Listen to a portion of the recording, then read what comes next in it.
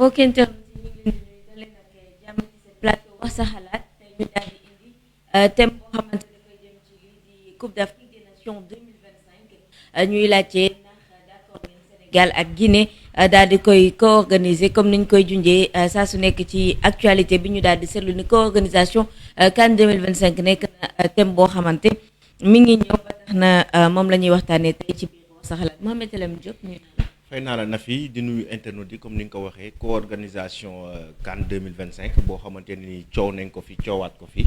Donc tout récemment ñu gis que ne la Guinée ñoom actuellement nekk na loo xamante ni bokk na ci seen i projet donc loolu lañ fas yéene waxtaanee ak internautes yi. 78 150 74 72 ngeen bokk ci li nga xam ne moo di émission bi daal di ñuy jox seen xalaat wax ñu ndax d'accord ngeen wala déet Sénégal daal di co-organiser boobule CAN ak Guinée li sabab waxtaan bi muy sujet bi sax Alamine buñ koy remonté moo doon CAF Awards yi bi Augustin Senghor daal di waxee ni jamono gi CAF war na xool nu muy envisager pays yi nga xamante ay pays voisins lañ ñu xool nan la ñuy lëkkaloowee ñoom ci seen biir ku nekk jàppale sa morom ñu daal di organiser CAN bi. Absolument loolu la Augustin Senghor waxoon.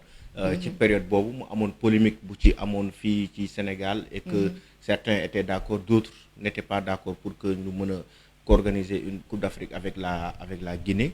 Donc bi ñu demee ba ci biir après débat bi kenn waxatu si woon. Mais tout récemment on a vu que ne le président Antonio Suaré muy président AC di président fédération guinéenne de football aussi moom mu exprimer que ne loolu c'est possible. C'est fort possible une co-organisation entre le Sénégal et la Guinée pour une Coupe d'Afrique parce que ñoom xam nañ que ne organiser une compétition boo xamante ne nii bu mel noonu tel que la Coupe d'Afrique c'est pas du tout facile. Donc ñu def ko avec le Sénégal dina yombal lu bari ci côté organisation bi. Il faut savoir que la base bi Guinée doon déposer candidature bi c'était pour une CAN à 16 équipes. Finalement la ñu changé li nga xam te moo di formule mu nekk une CAN à 24 équipes. Peut-être loolu moo gën a compliqué aussi dossier bi li gënoon indi polémique bi itam mooy sortie bi nga xamante ministre guinéen bi defoon na ko ci début de l'année bi mu doon présenter vœux de l'an yi mu doon wax que ni la CAN en 2025 aura lieu en Guinée ou en Guinée, c'est-à-dire que da doon wax que ni Guinée dafa waroon profité woo ci organisation CAN bi pour mën a dooleel boppam ci ay infrastructure ñu jël internet bi jëkk bi jël ko allo allo salaamaaleykum. maaleykum salaam allo. allo oui allo. allo oui sëñ bi na nga def allo. allo oui sëñ bi ñu ngi lay dégg. on l'a perdu ñu enchaîner ak beneen internaute bi allo allo allo allo. allo oui salaamaaleykum allo. waaleykum salaam. sëñ bi na nga def tur bi naka la. maa ngi fi. ça va bien. ça va alhamdulilah. fan nga ñuy woowee. alhamdulilah. Sénégal. Sénégal noo tudd. El Hadj Boubacar Faye. D'accord monsieur Faye yow la ñuy déglu ci débat bi tey ñuy wax co-organisation CAN 2025 entre Sénégal ak Guinée ndax yow d'accord nga ci lan nga ci xalaat. ñu man d'accord naa si. lu tax. initiative bu baax la pour ñaari dëkk yi. ñu ñaari dëkk gën a lien football. football lien bu sport. man football da indi bien bi sport bi. D'accord. ñaari culture gën a bool nekk benn pour benn moment d'Afrique 3 semaines wala 1 mois. sama point de vue am joxe. jaajëf mi ngi noonu. maa ngi nuyu seen émission rafet na. merci beaucoup. ok derrière. allez bon après-midi mi ngi suñu premier internaute moom dafa approuvé décision bi mu ni lu war a mën a am la diggante ñaari réew yi. Absolument yoon bi soriwul de. donc ñuy wax que ne lu war a am la yëpp la plupart fi ñu koy teg ci mo aspect infrastructure lay doon. que ne Sénégal ak Guinée seen infrastructure sportive yi demeewul noonu. Donc boo xoolee peut-être sax Guinée moom moo ñu tane parce que Guinée am nañu stade 28 septembre. fonctionnel stade Mongo ñu ngi ko nekk Nongo voilà. Nongo waaw ñu ngi nekk di ko gën a defaraat. donc Guinée am na quand même côté infrastructure ñu ngi avancé ndànk-ndànk. Donc je pense que côté boobu sax ñoom comme que 2025 ñoom ñoo amoon possibilité pour organiser Coupe d'Afrique ñoom ñoo gën a avancé que Sénégal ci domaine boobu noonu. d'accord jëlee internet bi. allo. allo asalaamaaleykum. maaleykum salaam. waaw oui sport maa ngi leen di nuyu. ñu ngi lay fay di la ziar. jërëjëf di delloo ziar man la Khalilou Ibou di leen wooye fii ci Italie. Khalil ñu ngi lay ziar bu baax. vraiment di kontaan lool ci émission bi di wax ne namoon nañu leen namoon nañu football namoon nañu sport. waaye di sant yàlla. di wax ne loo gis rek am na lu ko waral te jaam moom day nangu dogal. di ñaan yàlla mbir mi teel fee jóge ndax ñu dellu ci terrain yi.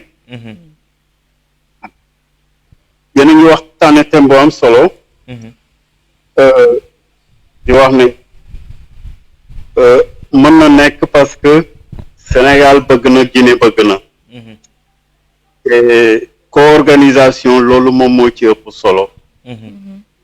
donc te compétition bi gëj na Sénégal depuis 92. te période bi ñu toll ci niveau compétition internationale co-organisation moo xew.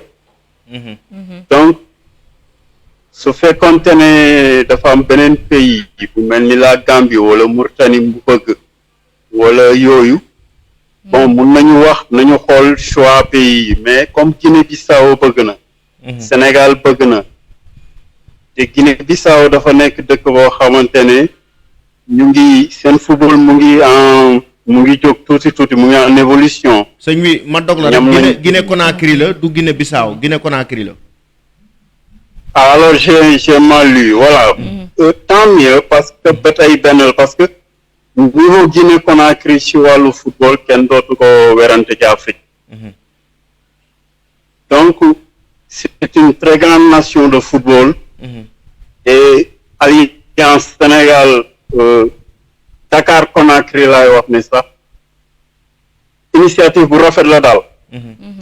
initiative bu rafet la et man dama doon ñaan ak autorités yi ñu jëm ko cultiver. waaw.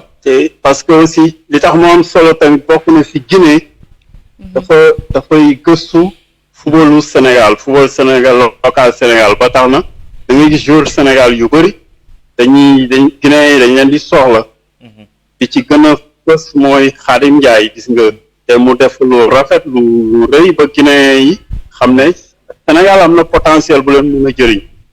d'accord. ouverture lay doon aussi tamit suñu footballeur locaux yi ñu xam ne aussi tamit sous région bi baax na ci apprentissage. waaw nga def benn saut ci sous région bi dellu si waat Sénégal wala mu nga jaaree fa dem Europe yooyu yëpp lu baax la. et une co-organisation mun na jur coopération bu bari ci wàllu football bi daal entre le Sénégal et la Guinée Conakry. donc c'est à saluer ñu ñaan rek autorités yi ñu liggéey ci avec professionnalisme bañ ci boole lu ci bokkul parce que ñun dañu soxla compétition bi actuellement à Dakar. foofu la ñu toll ak équipe bii ñu am ni on a besoin que suñu public mu jouer Coupe d'Afrique devant nous. waaw te loolu am nañ si benn sensation que ni mën na tax ñu atteindre objectif bi ñu bëgg très rapidement. waaw parce qu'on a tout ce qu'il faut mais le plus difficile c'est d'aller chercher à l'extérieur. donc pourquoi pas essayer de jouer chez nous. d'accord.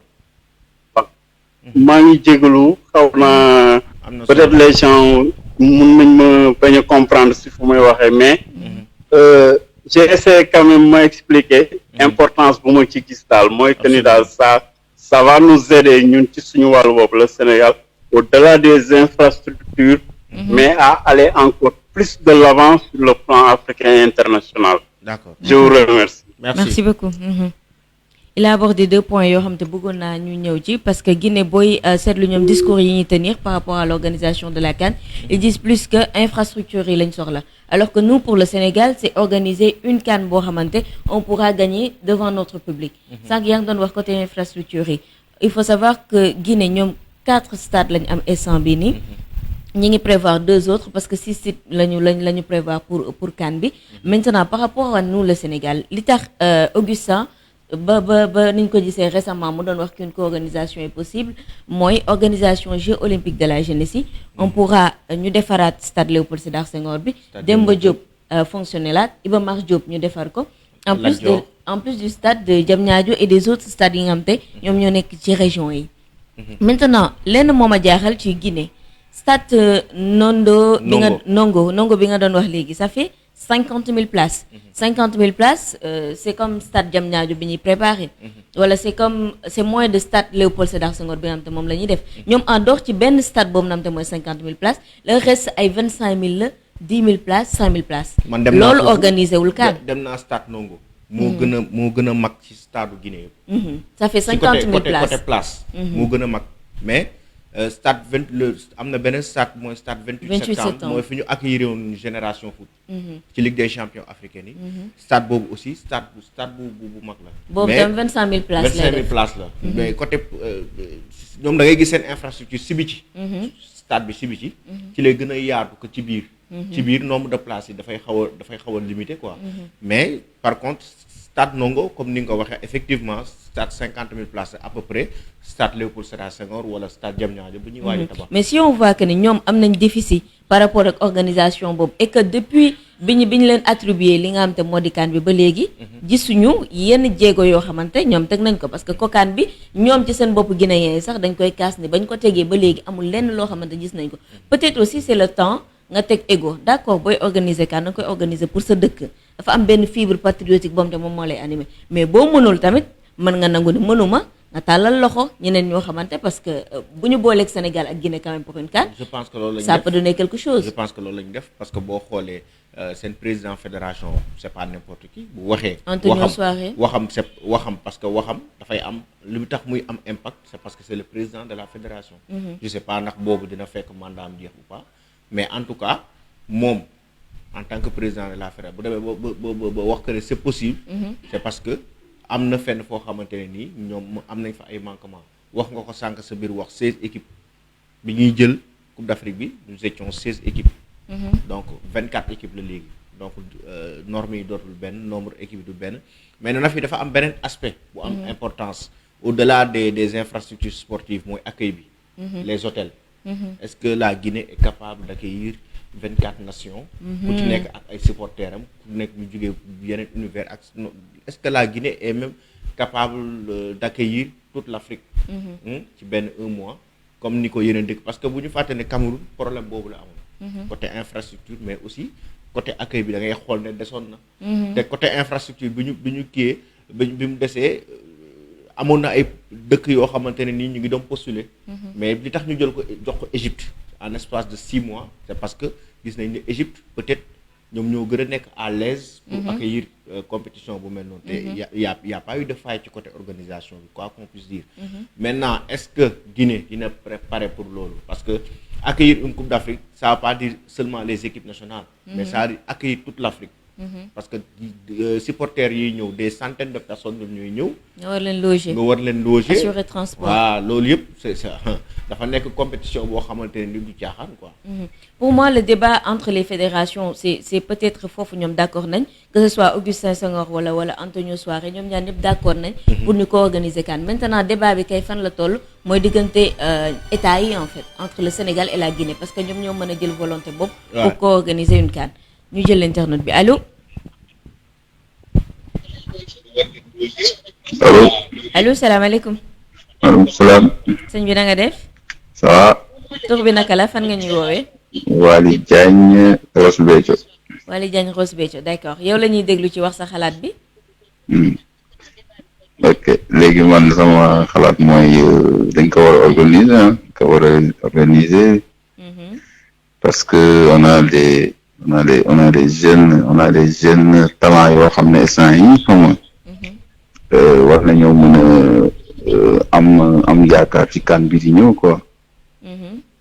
waaw comme ay Moussa Ndiaye ak yeneen jeunes yi quoi. D'accord. Ouais. loolu daal moo di sama xalaat quoi. D'accord, moom suñ ko merci amul beaucoup. moom instant yi moom waaw mooy loolu quoi. D'accord, merci beaucoup. Qu'organiser une CAN pour servir de vitrine jeunes talents yi. Je pense que loolu sax mooy objectif au Sénégal. Ce n'est plus dañu ko organiser pour am ay man je infrastructures mais pense dañ ko que organiser pour sunu vitrine. objectif au Sénégal c'est par rapport au titre. Co-organiser pour essayer de gagner devant son public. Parce que xam nañ ne la pression du public c'est très important dans le football. Donc tey boo jouer ak sa kalamu public dafay am lu muy def. allo allo oui. oui salaamaaleykum. maaleykum salaam. ñu ngi ziar waa Wii Sport ñu ngi leen di ziar di leen nuyu. ñu ngi delloo ziar di la fay bu baax a baax. di rafetlu seen émission bi Marie Diallo maa ngi woote depuis Guédiawaye. D'accord Marie ñu ngi lay ziar bu baax.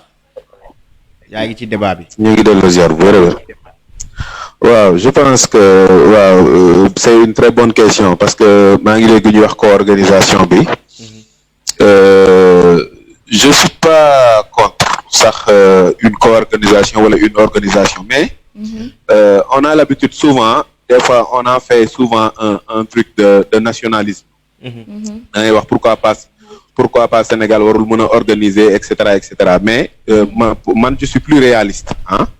parce que booy projeté wu pour ne dama def organisation. li nga war a njëkk a def moom mooy da ngay c'est une volonté gouvernementale d'abord hein, il faut le dire. Parce que pour nga organiser comme dégg naa sànq ni nga ko waxee comme pour nga organiser dafa am double facteur boo xam ne c'est très important moom mooy infrastructure côté stade yi infrastructure côté réception hôtelière bi. boo xoolee côté hôtel yi je dirais que ne le Sénégal est bien outillé moom presque foo mën a dem am nañ ay étoiles yoo xam ne ici en Afrique y a pas de souci. Mais boo xoolee côté infrastructure aujourd'hui parce que Coupe d'Afrique aussi dafa bokk ci wàllu lu ñu tuddee le tourisme sportif. Organisation CAN dafa bokk ci li ñuy wàllu lu ñuy wax le tourisme sportif tey mënoo concentrer Coupe d'Afrique à Dakar. mënoo concentrer lépp à Dakar aujourd'hui hors Dakar peut-être ak le stade Diamniadio Dakar moom déjà y a pas de stade bu nga xam ne qui est valable y a pas un stade qui est stade boo xam ne c'est homologué amul Dakar. Parlons-en maintenant on nous parle de stade du stade de Diamniadio après ban stade moo la ñu mën a homologué waat biir Sénégal. Thiès on sait que ne c'est juste taf yëngal diplomatique la. pour Sénégal mën a recevoir mais c'est pas un stade aux normes. Donc le problème moom mooy dafa laaj volonté. Parlons-en pour ma def sax une petite digression JOJ 2021 depuis quand on en parle. 2022 alors que Paris 2022. Allô? Allô? Je pense qu'on l'a perdu. On l'a perdu malheureusement. Mi ngi doon wax ci JOJ 2022 yi. Il dit depuis quand on n'en parle pas. Depuis quand on en parle parce que seetlu nañ ni depuis corona bi tout le monde pensait que ni dafay am impact ci JOJ 2022 yi mais quand même CNOS defoon na une sortie pour rassurer que ni amagul impact ci li nga xam ne moo di JOJ 2022 parce que c'est dans 2 ans. Mais peut-être man mun naa xalaat un peu fa fi côté bi muy waxee mooy infrastructure yi allô. ok Allô. Excusez-moi xam naa problème mu réseau la woon Marie Diallo encore hein. Voilà, donc je dis que JOJ 2022 on en parle. Depuis alors que Paris 2024 ñëwagul mais boobu ba tey yaa ngi gis chaque jour les gens se réunissent les gens font des communiqués. Alors que aujourd'hui soo jàllee ci biir Sénégal nga wax lan mooy JOJ 2000 à part yenn figures de sport yi boo leen laajee luy JOJ 2022 ils savent même pas que y a un événement sportif de haute facture qui doit être organisé au Sénégal. Oui, c'est vrai. Donc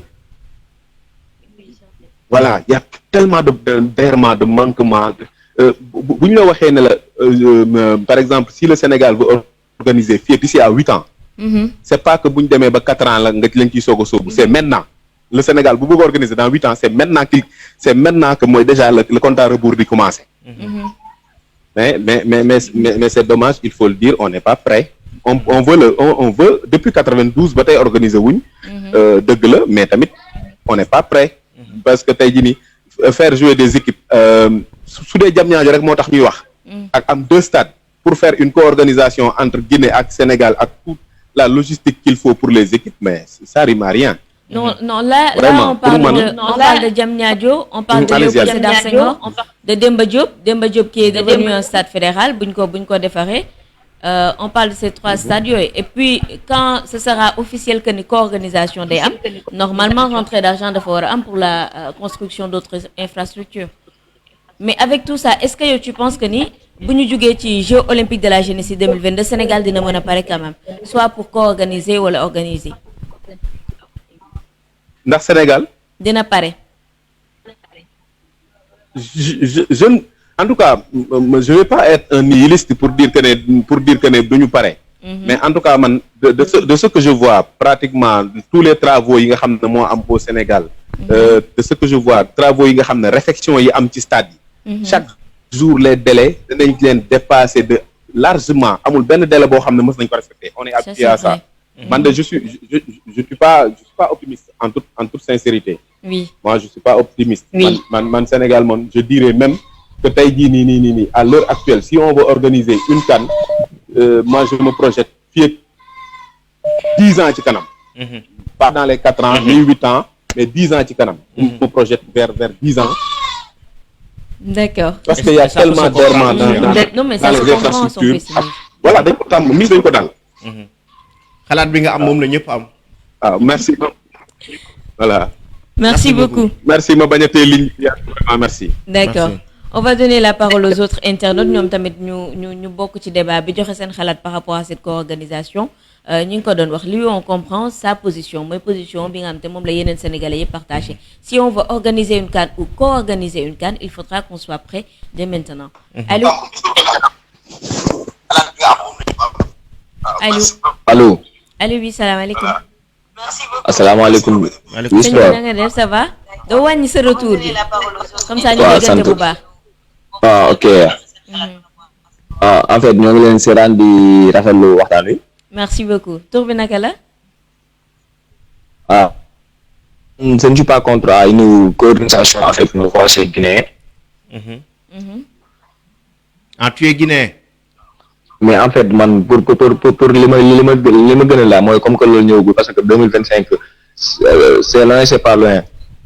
C'est dans 5 ans. waaw c'est dans 5. waaw ñu gën a maanaam taxaw ci liggéey maanaam stage yi carrément te li gën a am solo mooy maanaam police bi parce que boo xoolee Sénégal buy joué ñun ay joueurs professionnels lañ yor ñoo xam ne Europe ñu ngi fi nekk tot macha allah. war nañu am police boo xam ne normalement suy football maanaam wala boo séenee di nga sawar vraiment match bi déroulé nice ba jeex mais parfois booy joué da ngay xool da nga naan sax est-ce que du ay toolu patate lañ nekk wala ay tool de pomme de terre. ñu gën a taxaw ci lool. D'accord, merci beaucoup. On enchaîne avec notre. Allô. Allô. Oui. Salaamaaleykum. Maaleykum salaam. Ça va na nga def. Ça va alhamdulilah. Ok man naa participer ci émission bi. ñu ngi lay déglu bu baax tur bi naka la ak fan ngay wootee. Ousseynou Niang Ousin yéen. D'accord Yéen. Ouzin ñu ngi lay déglu. Ok ndax Gana Gueye ndax war na jógee Paris wala dafa war a des. Non sëñ bi thème tey bi ñu ngi ci co-organisation CAN 2025 entre Sénégal ak ki nga xamante ne nii moom mooy Guinée Conakry. Ndax d'accord ngeen ci ou pas si loolu la ñuy nekk mooy CAN bi.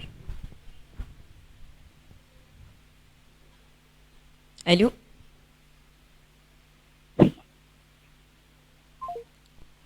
Suñu mbokk mi yéen du ñàkk thème Gana Gueye bi dinañ ci ñëwaat vendredi. bu ñuy def le résumé de la semaine. Mais pour l'instant on parle de la co-organisation de la CAN 2025. Est-ce que vous êtes d'accord ou pas Sénégal ak Guinée daal di koy co-organiser ci li may retenir ci internet bi génn sànq mi ngi doon wax que ni volonté gouvernement yi lay doon il faut savoir que ni ministre des sports guinéen bi depuis bi mu waxee que ni non on refuse d'organiser ñun kese ñun ñoo koy organiser. dafa mel ni Matar Ba dafa teggi tànkam ci loolu. dinañ ci asalaamaaleykum allo maaleykum salaam. c'est waaw na ngeen def yéen a ngi ci jàmm. ñu ngi sant bu baax. tur bi naka la. waaw maa ngi tudd Ibrahima Cimbo wootee depuis Espagne Palma de Mallorca. d'accord Ibrahima yaa ngi ci biir. waaw di rafetlu émission bi di si am kontante bu baax a baax. merci beaucoup. suñu gisee ñuy waxtaanee lu jëm si suñu réew dañuy am mbégte quoi parce que dañoo fier nekk ay sénégalais. en plus tamit ñu ngi bëgg tamit affaire bi man ma dëgg yàlla maa ngi koy rafetlu comme mënuñu organiser à 100% bu ñu mënee bokk ak suñuy benn pays voisin moo xam Guinée la wala ak keneen ku mënta doon. loolu dañ siy kontaan quoi mais di ñaan yàlla 2025 ñëwagul ñëw na ba pare suñuy état yi dimbali ñu defaraatal ñu suñuy infrastructure ak defaraatal ñu suñuy stade yi bu mu gën a normal quoi te di ñaan yàlla tamit rek mu bañee tamit yem Dakar quoi bu ñu mënee dem Ziguinchor wala Saint-Louis defar fa benn stade bu baax bu normal. parce que buñ ko partagé déjà léegi Coupe d'Afrique bi 24 équipes la su ma juumul. 24 la. 24 équipes yi léegi de. waaw day nekk 6 poules kon ça veut dire 3 poules yi dañuy resté Guinée 3 poules yi dañuy ñëw Sénégal. 3 poules yëpp ñu bañ a footballé Dakar quoi balaa muy doon si ñu gàccee au moins ñu génnee même bu dee benn poule yóbbu ko Ziguinchor wala yóbbu ko Saint-Louis. d'accord. parce que tamit boo xoolee man lenn laay wax chaque jour ñun dañoo bëgg football te yàlla tax Sénégal at yi ñu weesu yëpp wallaahi bés bu Europe bu fekkoon am nañ ay stades yu baax ñu organiser Coupe d'Afrique kon jël nañ coupe bu yàgg. parce que Coupe d'Afrique gis nga lu siy xew la plupart soo organisé wee surtout boo nekkee équipe bu mag am nga 1000 chances pour jël Coupe d'Afrique. dëgg la. waaw di rafetlu nag émission bi bu baax a baax di kontante si yéen di ñaan yàlla jàmm yàgg si suñu réew. amiin merci beaucoup. kon jërëjëf ah. merci beaucoup. il faut savoir aussi ci politique gu infrastructure yi stade régional bu Ziguinchor comme ni mu koy waxee Aline Sitoé Diatta maître Babacar Saint-Louis ak stade bu Diourbel bi bokk nañ ci stade yi nga xamante ñoom la ñuy rénover par rapport ak stade régionaux yi mais est-ce qu'on pourra organiser foofu noonu bu ñu toll woon ci co-organisation bi. loolu reste à savoir. maa ngi doon wax ci relation tendue yi nga xam te am na entre Matar Ba ak ministre des sports guinéen bi parce que moom tamit génnam dafa bëri woon doole ba mu doon wax que ni Guinée kese moom mooy organiser du organiser ak Sénégal ça avait freiné Matar Ba. je te rappelle si bi ñuy inauguré stade olympique bu Diamniadio. Matar Ba dañ ko laajoon ñu ne ko est-ce que da nga prononcé woon ci li nga xamante ne nii mooy co-organisation CAN 2025 entre le Sénégal et la Guinée. et que yow lan nga ci xalaat il avait dit carrément. que ne moom waxul carrément que Sénégal dafa war a co-organiser mais dafa ne pourquoi pas une co-organisation. waxu ci woon lu leer en tout cas. période boobu noonu ministre guinéen bi génnagul woon pour wax ci lii nii. mais Sénégal na fi ñoom ñun ñoo ci njëkk prononcé wu ko Guinée.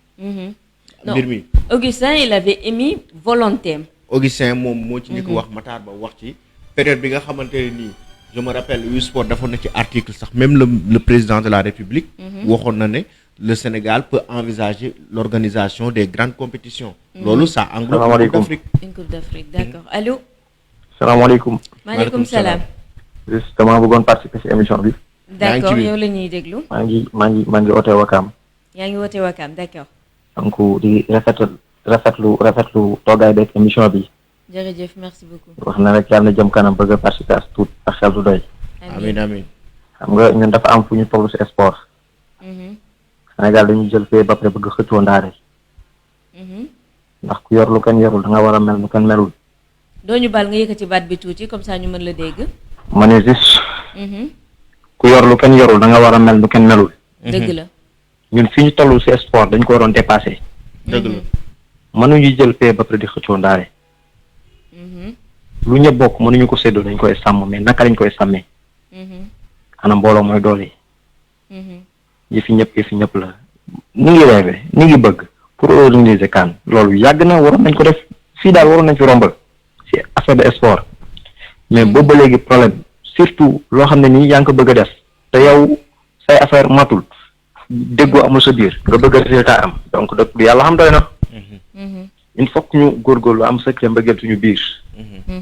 lu waay yéene boppam yéene ko keneen te xam ne ku jiitu suñu borom mën a jiital ki jiitu nu fexe nan lañ koy jàppale pour mu réussir mission boobu ndax mission boobu mission Sénégal la du mission Casa du mission Ouakam du mission Gorée et cetera et cetera et cetera donc nag fédération bi nañu waxtaan nu xool nan la naka ndax am na loo xam ne daal suñu ndam la suñu mbég la man day li may fi waroon nañ ko dépassé sport man loolu laa gëm ndax yor nañ lu ne ci sport am nañ lu ne mais lii ñuy daw boobu ba léegi yor kon daal métti na daal wax dëgg yàlla te li kaneen di def faneen di ko organiser muy sotti ñun war nañ ko mën a def fi ndax ngor googu ak jom googu am nañ ko di jéggalu nag ndax yaakaar naa donc xel mi fa lay toll donc gën a góorgóorlu waaye yéene boppam daal na ko yéene kaneen ndax loolu moo ñuy bal fi Sénégal la donc dëkku jàmm la yàlla na yàlla def jàmm amiin yaa rabbi musal nu seytaane lépp luy torof torof yàlla daxa ko mu génn dëkk bi amiin ñu jéggalaat bu baax na xam naa jërëjëf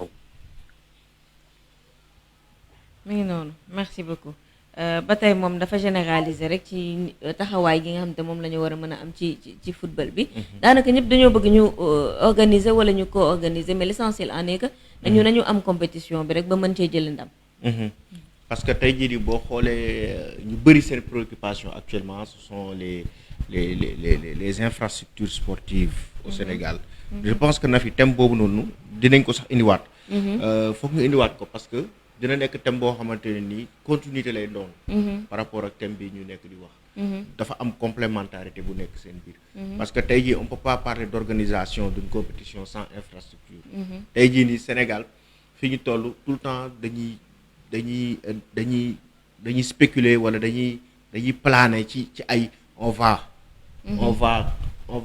rénover on va moderniser on va réhabiliter xam nga mais ba léegi concrètement amul loo xamante ne nii sénégalais yi gis ay stades yoo xam ne ñu ngi koy gis dañ waxante dëgg boobu ba léegi rek pendant 2 ans 3 ans yi nii on va rek ngay dégg donc tey jii nii stade Demba Diop la fermeture du stade Demba Diop bokk na ci lu maanaam actuellement ci lu nekk di daaneel football sport Sénégal laay mën a wax football local bi yëg na ko bu baax football local bi ak lamb ji stade Demba Diop bokk na ci lu leen handicapé gravement tey jii nii tey loolu pour te dire que infrastructure yi dañu am solo tey jii nii boobu ba léegi pendant combien d'années 2017 ba léegi stade Demba Diop ñu ngi soog a am jël yenn décisions yi pour maanaam pour mën ko tabax ak yooyu waaw groupe de travail bi de comprends nga li mu la wax ñu ngi ci bu fédération au-delà de ça depuis kañ ñu ngi coow ne dañuy réhabiliter stade Léopold Sédar Senghor ne dañ ciy def ñaata millions xaw ma milliards yàgg na donc tout ce temps là pourquoi et que chaque fois ñoom bu ñu réunir journalistes yi ce qu'ils disent c'est quoi on va au mois de mars on va jox ñu benn date si la ñuy commencer réhabilitation bi le président a pris ses dispositions kërëb après du ñu gis dara loolu tamit dafa doy waar daal allo oui allo salaamaaleykum maaleykum salaam allo vous allez bien ça va alhamdulilah vous allez bien oui ça va alhamdulilah ñu ngi sant bu baax tur bi naka la ak fan ngay wootee non je vous appelle du Bénin pardon c'est le journaliste du Bénin du Bénin c'est le journaliste du Bénin d'accord oui, voilà comment vous allez c'est notre confrère du Bénin confrère je vais bien et vous oui on va très bien merci ok d'accord je suis là pour participer au thème d'aujourd'hui oui que pensez-vous de cette possibilité de co-organiser la CAN 2025? Bon, écoutez, moi je vous dirais d'entrée, je vous répondrai par l'affirmative. Je vous dirais oui, aujourd'hui c'est notre plus grand souhait de voir une CAN enfin qui rassemble les nations d'Afrique au lieu de nous diviser. Vous voyez, aujourd'hui c'est quand même drôle que à chaque fois qu'on parle d'une CAN, c'est devenu comme un sujet de gâteau entre les pays africains. C'est comme un partage du gâteau de la CAF et de la FIFA, si je peux me dire. Ouais, aujourd'hui c'est un sujet, qu'on soit d'accord ou pas. Aujourd'hui, laissez-moi vous dire une chose, c'est que ça soit la CAF ou la FIFA, ils ne voudront pas qu'il y ait 2 ou 3 pays qui s'entendent pour organiser une Coupe d'Afrique. Ça, je vous le dis clairement. Pourquoi selon vous? Pourquoi? Ok, pourquoi selon moi? Je vous explique. Aujourd'hui, la FIFA la FIFA aujourd'hui sait aujourd'hui que son calendrier dépend du calendrier de tout le monde, du mondial entier. Aujourd'hui, l'implication de 2 ou de 3 à 4 pays sur une CAN va beaucoup gêner va beaucoup gêner la FIFA et la CAN, parce que quand on parle de beaucoup de pays qui s'assemblent, c'est plus d'investissement de leur part. C'est plus de fonds dépensés. Et aujourd'hui, laissez-moi vous dire que ces grandes institutions-là savent pertinemment que aucun pays d'Afrique, à part le Ghana et l'Afrique du Sud, n'est capable d'organiser une vraie CAN. Je vous dis une vraie CAN avec le plus d'ongles possible. Pour preuve, je vous mets pour preuve. Par exemple, la CAN d'Égypte passée. Vous avez bien vu comment ça s'est passé. Aujourd'hui, l'Égypte faisait partie des pays qui étaient, on va dire, qui avaient le plus d'infrastructures. Pourtant, c'était pas mal. L'Égypte, c'était pas mal côté infrastructure. Oui, effectivement. Laissez-moi venir.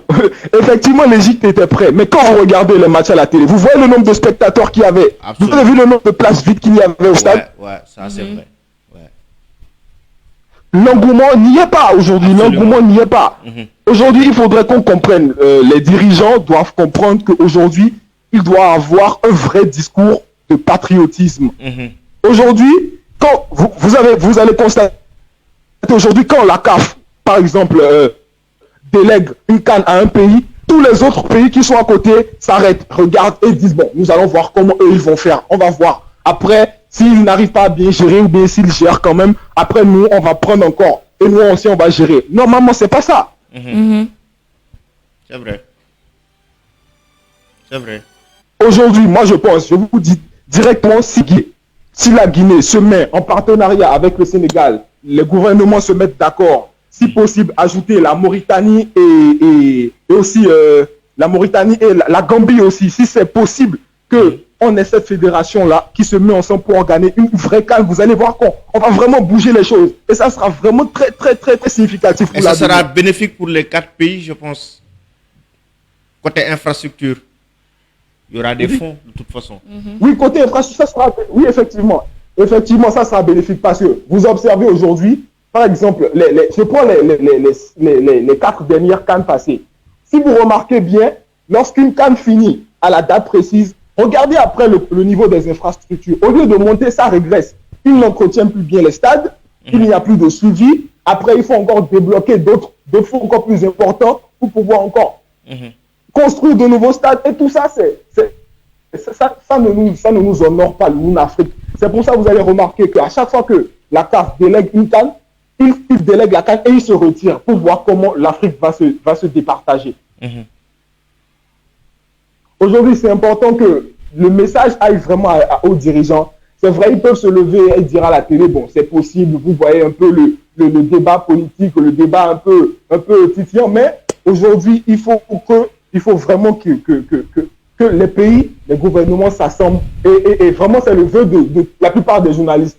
Je suis sûr que vous aussi, vous voulez ça. D'accord.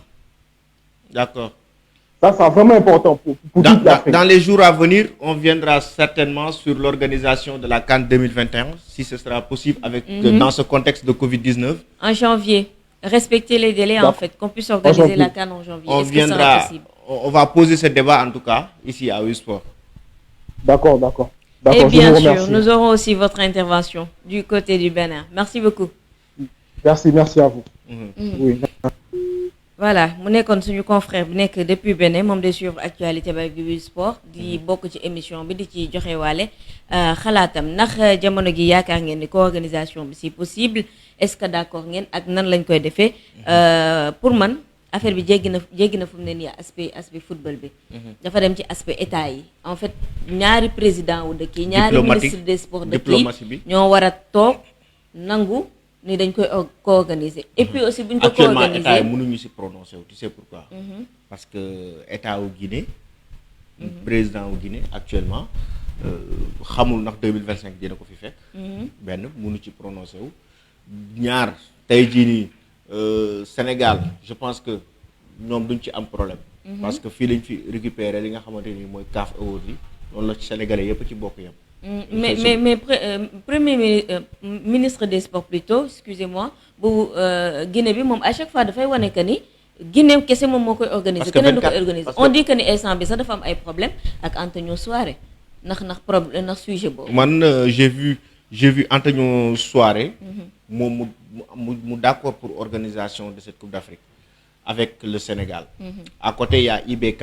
IBK il fait partie de la fédération.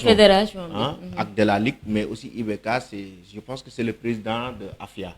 Donc moom aussi moom mu ne d'accord la Guinée n'est pas prête moom il va plus loin.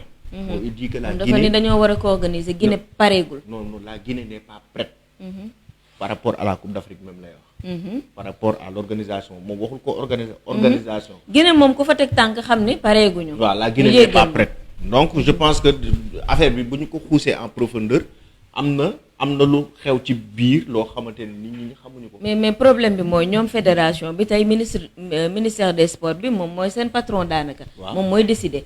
tey peut-être Antonio Souaré li muy wax nii mbëbëtam la en tant que président fédération. mais jot na peut-être ñoom ñu waxtaan ak seen ministre des sports. ngir ñu mën a taxawal. décision boobu noonu li ci gën a am solo nag ñu koy laajte mooy tey jii ni bu ñu demoon ba ko organiser final bi fan lañ koy organiser dañuy bàyyi. Final bi am Conakry wala Dakar lay doon. On sait que à la base l'organisation est attribuée à la Guinée.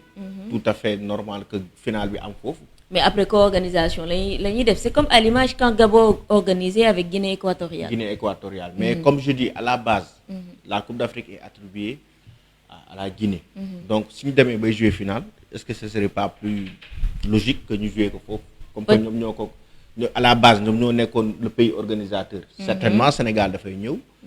Comme appui noonu lay demee. Et si le Sénégal s'est qualifié en finale et que la Guinée n'est pas qualifiée en finale loolu tamit beneen question la. Mais loolu yëpp na fi Gabon ak Guinée équatoriale organisé nañ fi Coupe d'Afrique. Il y a pas eu ce problème je pense que loolu c'est par rapport à la c'est décision la boo xamante ne nii CAF ñoom ñoo ko mën a définir. Par rapport à leur organisation mais par rapport.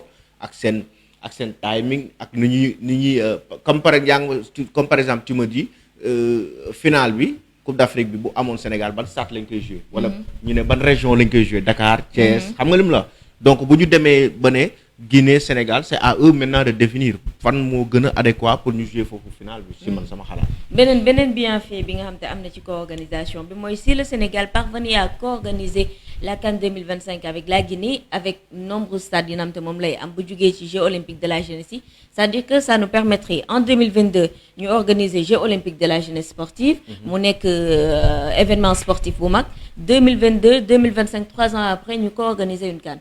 Ce serait une porte ouverte pour lancer officiellement une candidature d'organiser tout seul beneen CAN que ce soit en 2027 wala 2030. waaw c'est possible mais en tout cas maa ngi dégg sànq kenn naan est-ce que duñu bàyyi Guinée seen CAN. ñu jéem a xool 2027 ak 2029 nu ñu koy organiser. mais Guinée tamit bu mënee bu mënul kay na xool ñu ko gën a jege fu mu ne nii Guinée bu mënulee du dem Mauritanie du dem Gambie Sénégal lay ñëw. forfait moom du fi gulet parce que gis nañ Cameroun moom déclaré woon na fi forfait CAN 2019 bii te dañ ko jéggal ba Égypte organisé. Donc je pense que ñoom bu ñu mënul mën nañ teel a déclarer forfait. am na yeneen y a d'autres pays qui vont postuler c'est sûr et certain là on a vu que l'Algérie postule le Maroc postule si toutefois le Cameroun désiste tey pourquoi pas mu amaat yeneen Sénégal mën na postuler foofu 2025 bu dee wóolu nañ suñu bopp ak suñu infrastructure. déet bàyyi ñu ko organiser nag rek yow tamit bul def dama xam ne problème parce que man tout le temps man les infrastructures yi ça me pose problème. ça me pose problème tey jii nii Sénégal waroon am na ku ko wax sànq waroon nañu dépasser niveau level bii nii daal. mi ngi noonu kon tey lii lañ leen indiloon ci thème bi nga xamante moom moo jëm ci co-organisation CAN 2025 ndax d'accord ngeen ceeg déet en tout cas ñi dugg ñëpp rafetlu nañ idée bi. ni Sénégal war na mën a co-organiser li nga xamante moo di CAN 2025 donc si la population approuve et que fédération bi itam ñoom am nañu volonté co-organiser ko il ne reste plus que la posture peut-être bu état bu Sénégal ngir ñu xam ndax dañ koy co-organiser ou pas parce que je me rappelle Matar Ba avait dit que l'État n'avait pas été saisi sur la question loolu la doon tontu ba ministre guinéen bi doon wax que ni duñu co-organiser donc je pense que dernier bal bi mi ngi nekk ci loxoy état entre le ministre des sports ak état bu Sénégal ngir ñu xam ndax dañuy ko organiser ou pas. ma bàyyi la nga résumé thème. D'accord, donc c'était tout pour aujourd'hui par rapport à la co-organisation de la CAN 2025 entre le Sénégal et la Guinée-Conakry. Je précise bien la Guinée-Conakry parce que d'autres ont pensé que c'est la Guinée-Bissau. Donc mu nekk loo xamante ne ni c'était benn xalaat bu amoon foofu ci Guinée.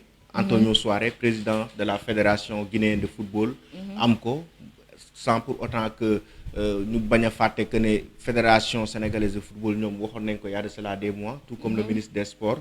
Donc tey jii nii est-ce que c'est possible une co-organisation de la CAN entre le Sénégal et la Guinée? Je rappelle la CAN 2025 loolu la ñu indi woon tey di ci waxtaanee donc gis nañu li nga xamante ne nii moom mooy intervention yi ak li ci jot a am yëpp am nañu d'accord ci loolu am ñoo xamante ne nii ñoom ils sont pour le Sénégal xaar gën a defaraat seen infrastructure avant de s'engager. Et ce qui est intéressant ci Antonio Suaré boo waxee moom tamit non seulement mooy président fédération guinéenne de football mais aussi mooy président union des fédérations de l'Afrique de l'Ouest. Absolument. Donc dafay englober ñooñu noonu yëpp. Diop tàggatool ba suba. waaw di tàggatoo ba suba di tàggu internautes yi demain incha allah. Nafi permets-moi de souhaiter un joyeux anniversaire à Koddu Gënun madame Gënun sama jabar la donc dama koy souhaiter joyeux anniversaire ak sama grand Ndiaga Sarr donc di leen souhaiter happy birthday di nuyu la famille Yaay Fatou Baye mi donc di leen jox rendez-vous demain incha allah ci beneen numéro wax sa xalaat. ba pare nga dem leeral ko Amina Diagne Anta. Voilà ak sëy mi ngi noonu ñooñu jàppale woon ba émission bi daal di yemb ñu daal di joxe dig daje ba suba incha allah à partir de 15h30 ci beneen thème à demain incha allah.